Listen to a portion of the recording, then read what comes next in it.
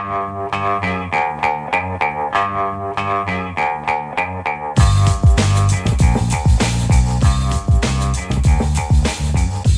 the Brian Lehrer Show on WNYC. Good morning again, everyone. Now we continue our WNYC Centennial Series, 100 Years of 100 Things. This week, things 34 and 35, 100 Years of American Capitalism and 100 Years of American Socialism. We did socialism earlier in the week, now capitalism, with Nobel Prize for Economics winner and Columbia University professor Joseph Stiglitz. He is a former chief economist of the World Bank and a former chair of the U.S. Council of Economic Advisors under President Clinton. He is currently the chief economist at the Roosevelt Institute think tank, which draws on the work of Franklin and Eleanor Roosevelt to consider economy and democracy-related policies for today.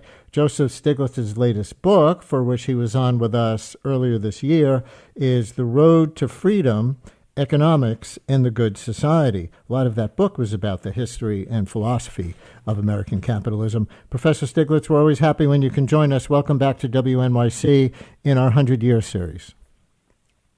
Nice to be here. We started on Monday by asking our guest, Michael Kazin, if he could define socialism. Can you define the word capitalism or say where it came from, if you know the origin, and why it centers the word capital?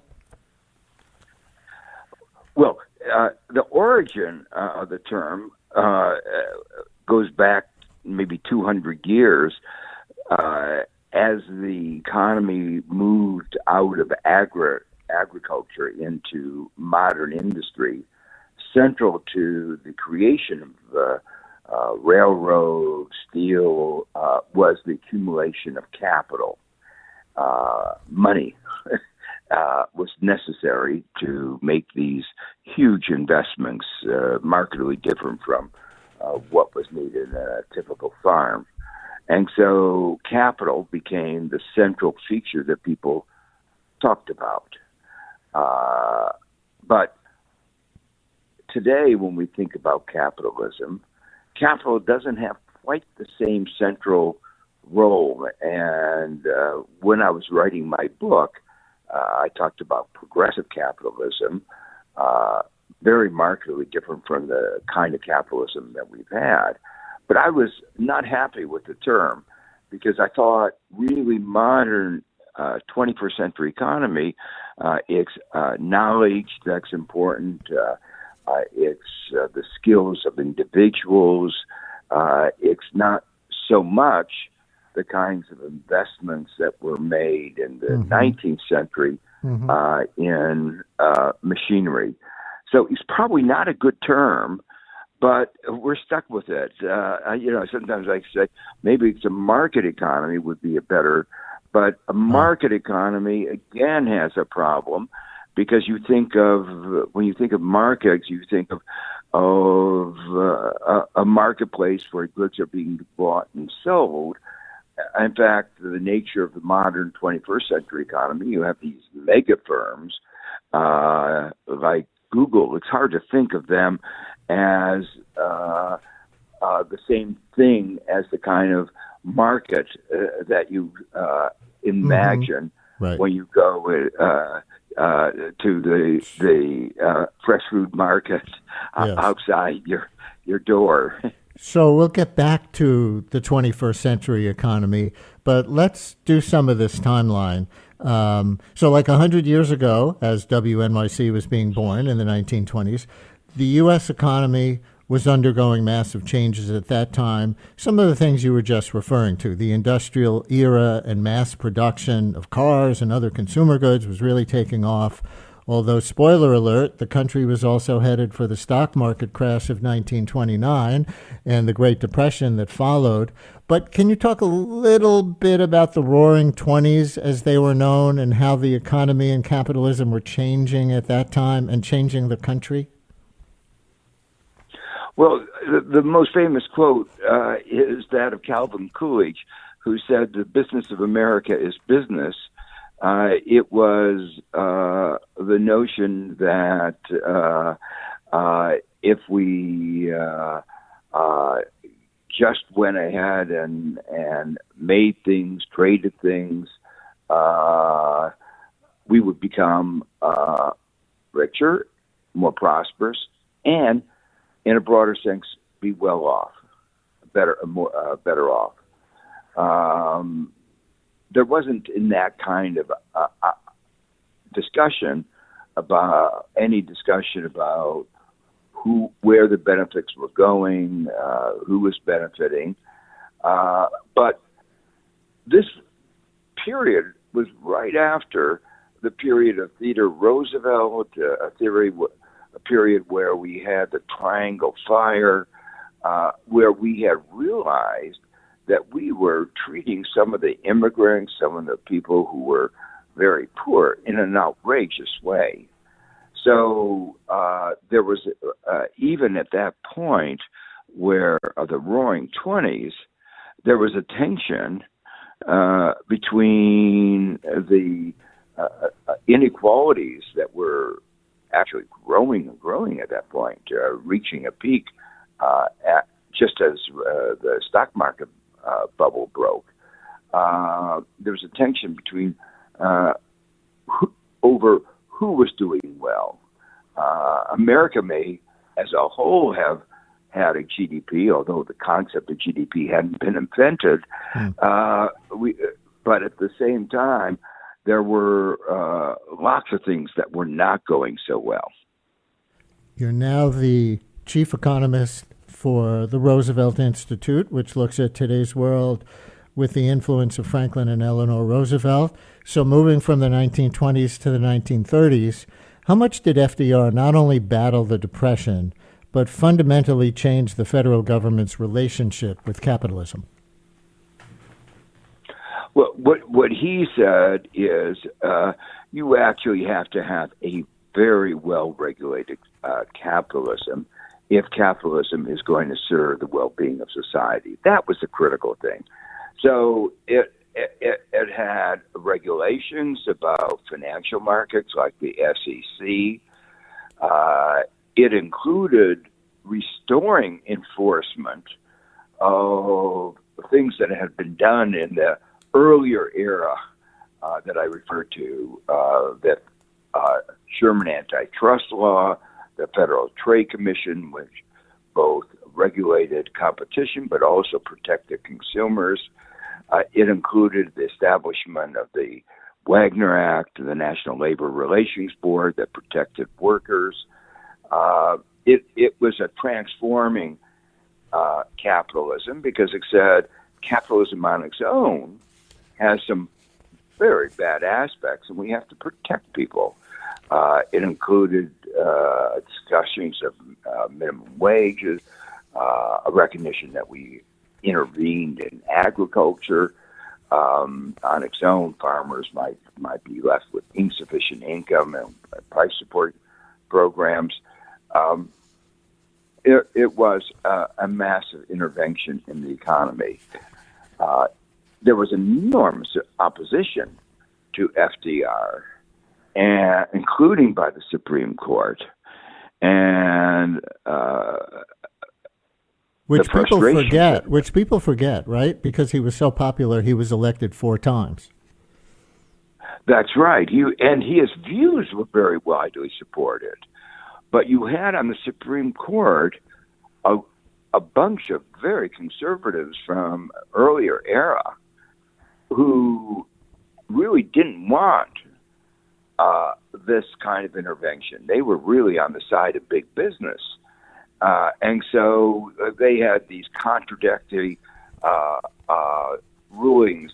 For instance, the federal government couldn't engage in minimum wage legislation because that was really the province of the state. But when the state tried to do minimum wage, they would say, oh, that interfered with commerce. So they made it very difficult both for the states and the federal government to impose minimum wages. We now know, with research that has been done, especially in the last 30 years, we now know that minimum wages can actually increase wages and simultaneously increase or certainly not decrease employment. And that's because the role of market power in labor markets throughout our economy. So we grasp the notion that we don't have that fully competitive model that so dominated the ideology over the last 50 years, and that market power makes a difference. We have to do what we can about market power, but when we intervene, we have to recognize the interventions are not interventions that are occurring in a well-functioning, fully informed, competitive economy. Mm-hmm. These are interventions that are occurring in an economy that often has very, very big dysfunction. Listeners, we're going to continue mostly in this segment to go through the 100-year timeline and definitely spend some time at the end on the present with Joseph Stiglitz. But in this 100 Years of 100 Things segment, does anyone have an oral history story from your family from any time in the last 100 years about being a capitalist, to use that word, embracing the label capitalist or rethinking it in any way? It's 100 Years of 100 Things, thing 35, 100 Years of American Capitalism, after Monday's segment on 100 Years of American Socialism. Our guest is Columbia University Professor Joseph Stiglitz, among many other things, a Nobel laureate in economics and author of the book, The Road to Freedom, Economics and the Good Society. 212-433-WNYC for anything that might count as oral history in this segment, as we do in this series. 212-433-WNYC, 212-433-9692, call or text. So moving on to the 1940s and kind of the other side of the ideological spectrum from you, we have a classic book coming out in 1944, The Road to Serfdom by Friedrich Hayek. He was European, not American, but that title, The Road to Serfdom, suggests the theme that he saw too much government control of the economy as a form of tyranny, limiting the freedom of individuals. And your current book title, I noticed, The Road to Freedom, almost sounds like a direct response to Hayek's The Road to Serfdom. Did you intend it that way? Yes, I did. What I wanted to explain is that Hayek got it 180 degrees wrong. He was writing in a period after the Great Depression, where we saw markets didn't work very well. 1 out of 4 people were unemployed, 1 out of 5 in some countries, even worse than others.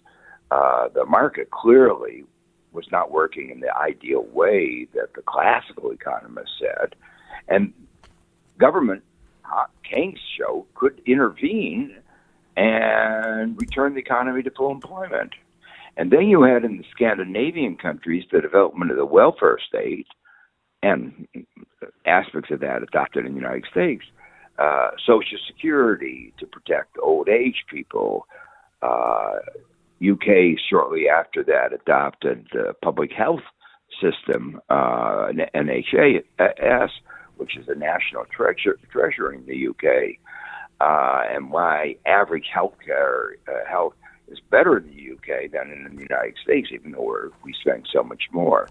So he worried that all of these government programs were, as you said, going to lead to serfdom. But what we see is autocratic, authoritarian populism rising not in countries where government does too much. You don't see it as much in Norway as we see it in countries where government has done too little. They did see it in the Soviet Union, which is the argument that always comes up, right? Well, the Soviet Union never made the transition from authoritarianism to democracy, and I think there is a wide body of opinion that thinks that there was a big opportunity with the collapse of the Soviet Union for democratic reforms, but instead there was shock therapy, there was austerity, and what that did is restored a new authoritarianism. He went from communism to something even worse, Putin. So that's really an example where a government did too little. Life expectancy went down by estimated 3 to 7 years in just a few years. Government did too little, and that falls within the category of government doing too little, giving rise to authoritarianism. It's 100 years of 100 things, 100 years of American capitalism with Professor Joseph Stiglitz. When we come back from a break, I want to move into the 1990s. We'll touch the 60s as well, but definitely into the 1990s when you were chair of President Clinton's Council of Economic Advisors. There's so much rethinking of 90s economic policy now is causing a lot of the problems we have today, even leading to the popularity of Trump and Trumpism. So we'll get to that. I'm also going to ask you, as we move toward the present, if you think there's a difference between progressive capitalism, as you call your philosophy, and democratic socialism, which Bernie Sanders calls his. And we'll see if we get relevant calls on oral history pieces of this. Stay with us. American Capitalism, 100 Years Thereof, with Joseph Stiglitz and you. Stay with us.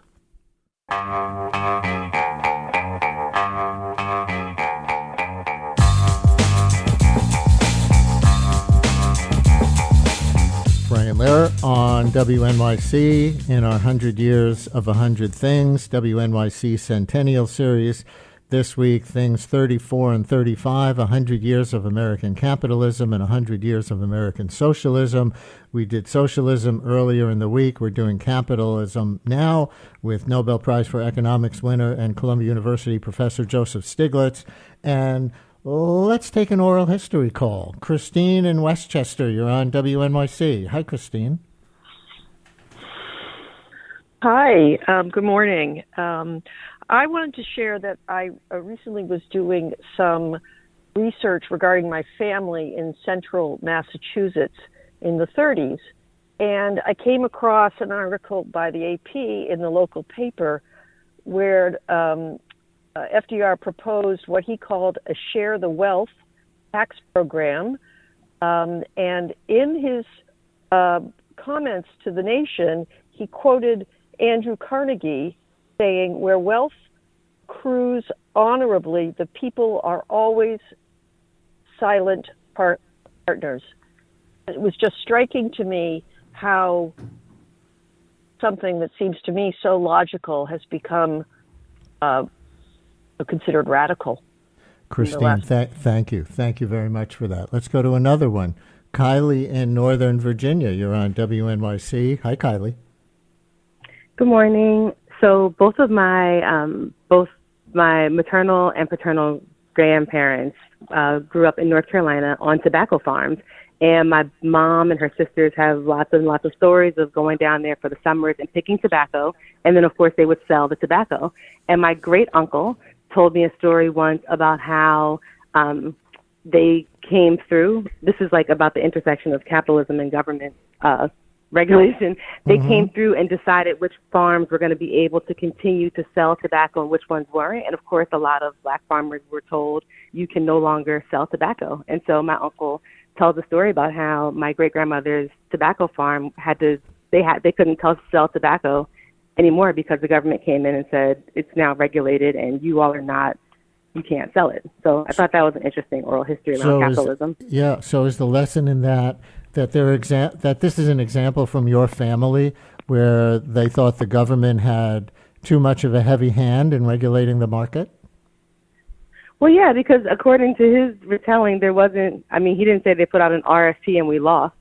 So I assume that this is a part of, like the tricky Jim Crow South that I'm guessing black farmers were edged out, but it didn't sound like they were edged out because of the market, which would have been pure capitalism. They were told that they can no longer sell tobacco, and I guess after the government became because of tobacco their race.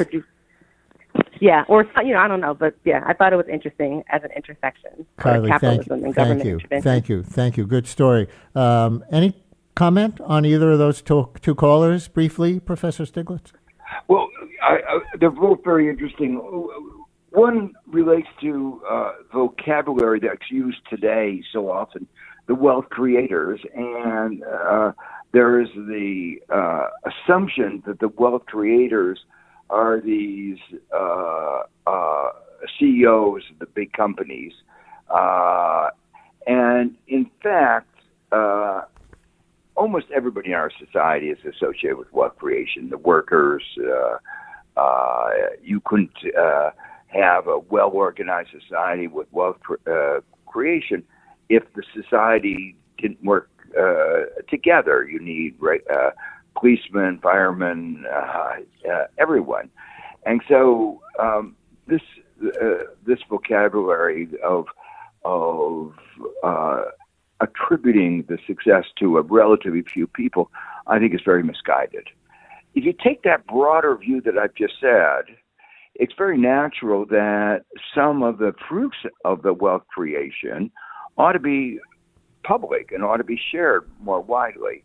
And let me give you one particular example where you see this very vividly. Part of the success of the U.S. economy right now is because we developed the internet, the browser. All that was done with public money. And yet, the value of that has been appropriated by a few companies, the tech giants. We the people, should have gotten more stock in their successes. Another big example, during COVID-19, we, the people, funded the basic research that led to the COVID-19 vaccine. But Pfizer and Moderna appropriated all the returns from all that public investment. We all should have shared in that wealth creation. I think we could have had a national fund where the government would own a share of all those stocks and then give a national dividend reflecting our joint work in creating the basic research. So I think this reconception of what it means, how our society creates wealth, is really important. I want to touch. Story, go ahead, real briefly. What? Go ahead, real quick on the other one. On the other story, to be very quick, there are two aspects of that. There was overproduction in many agricultural goods that resulted in prices that were so low that people couldn't live. The market wasn't working very well in terms of providing a adequate livelihood, and the government intervened with restraints on production, and unfortunately they weren't designed very well, and some farmers became very rich, and some farmers really suffered, the smaller farmers. In many of our programs, and this is just one example, unfortunately there was a lot of discrimination. We didn't know it at the time, but as historians have looked into this, we've seen more and more examples. One example are some of the housing programs and student programs, the GI Bill of Rights, that came out of World War II, not that long ago. And we now see very clearly how those bills that were supposed to increase opportunity, they did that, but mostly for white people. And there was, unfortunately, a lot of discrimination in the way those bills were administered. So, good idea, but unfortunately, in a racist society, when you take, even good ideas can be administered in a way that is not good for significant parts of our population. Continuing through the timeline, the 100-year timeline, the subtitle of your book, your current book, is Economics and the Good Society. And that made me think of the LBJ era in the 60s when he called his economic programs the Great Society and explicitly declared a war on poverty. In brief, do you think there are things Johnson got most right or most wrong, and is aiming for a good society rather than a great society an admission of the limits of policy to fight economic inequality? Yes, I mean, I think his heart was totally in the right place. that he recognized that capitalism, American style, was not delivering for significant parts of the population, that we had by that point become a rich country, and that we could afford to ensure that everyone had a basic standard of living, and that you could raise people out of poverty. I think there was a consensus at the time that by doing that, actually, you would make the country stronger. So it wasn't like we were, as a country, sacrificing. We would be helping the people at the bottom, but we'd be helping the country as a whole. It turned out to be harder than he thought. And the real fortunate thing was that he was followed by Nixon, and then with a brief interlude of Carter, by Reagan, and neither Nixon or Reagan was committed to the agenda of creating a more equal society, more equal both in terms of income, but also the treatment across gender and race.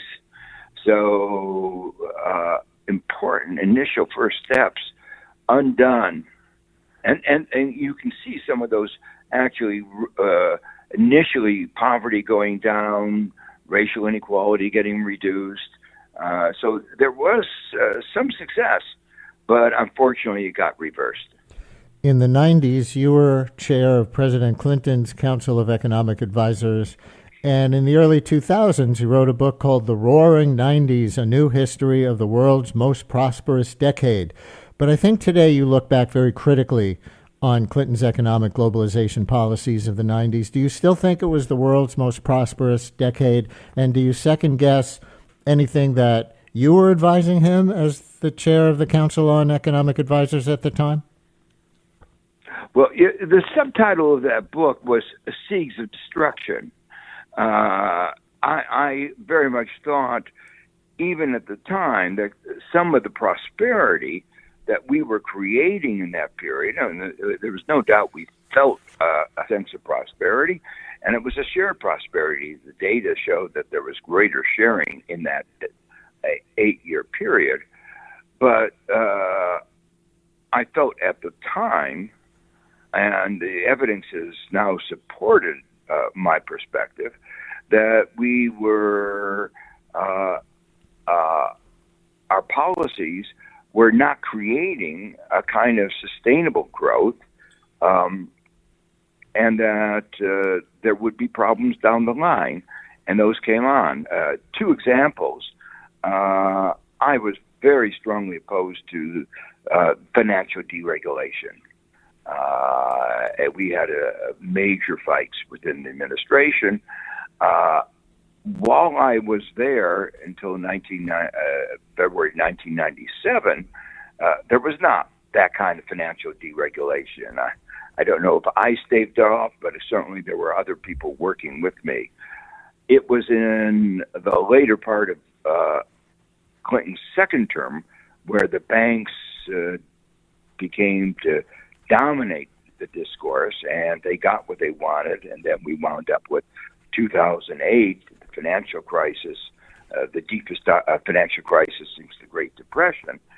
And then the way Obama handled that, I think, sowed the seeds of the distrust of government. The banks weren't held accountable.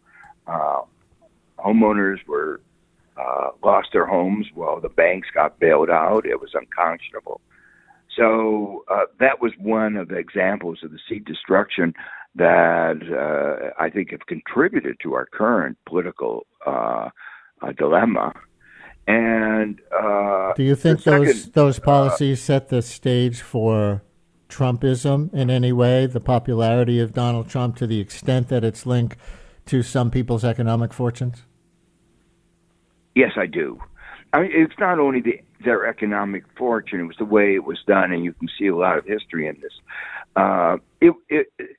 There was a feeling that the system was rigged, and that's words that he uses, that Trump uses. The point was, as I said, that we bailed out the banks to the tune of, hundreds of billions of dollars, but workers lost their jobs. They went through a very hard time, and millions of homeowners lost their homes. We could have helped the homeowners. We could have done more to help the workers.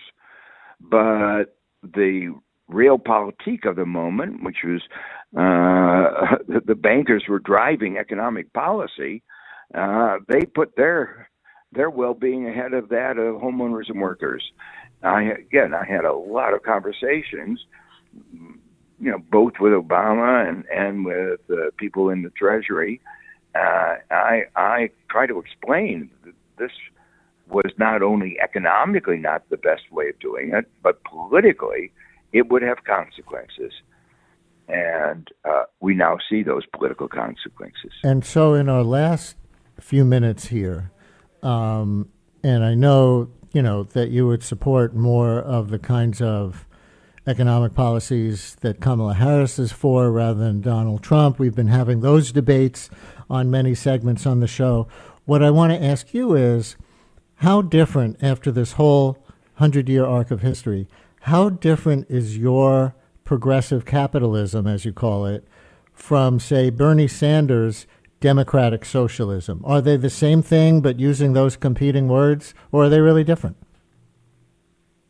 No, they're very, very similar. And I sometimes say that if I had written the book in Europe, I would have subtitled my book focusing on a rejuvenated social democracy. And let me emphasize one thing that is in Bernie Sanders' language that is missing in my term progressive capitalism, and that is the role of democracy.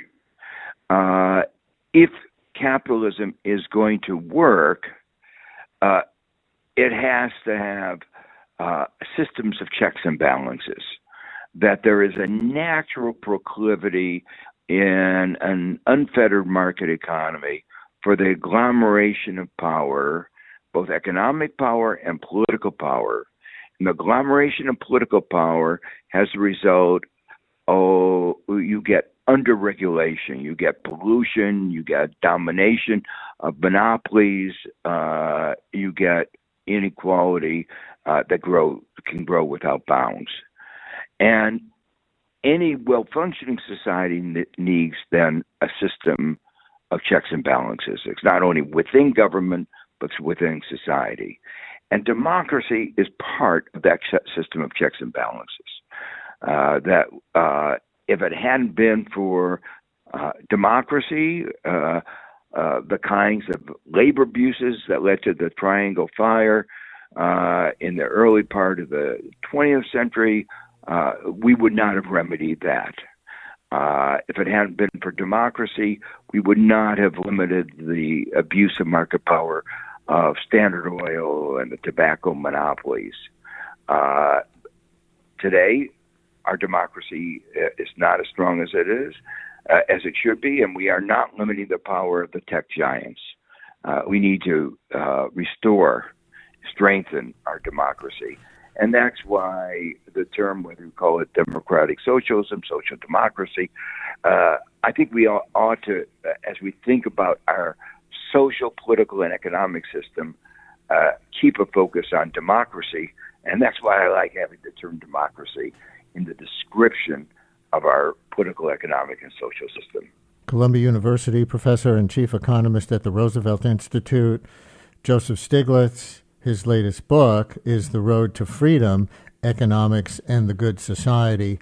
And that's our 100 Years of 100 Things segment for today, 100 Years of American Capitalism, after Mondays on 100 Years of American Socialism. Professor Stiglitz, thank you so much for giving us so much time today. Oh, thank you.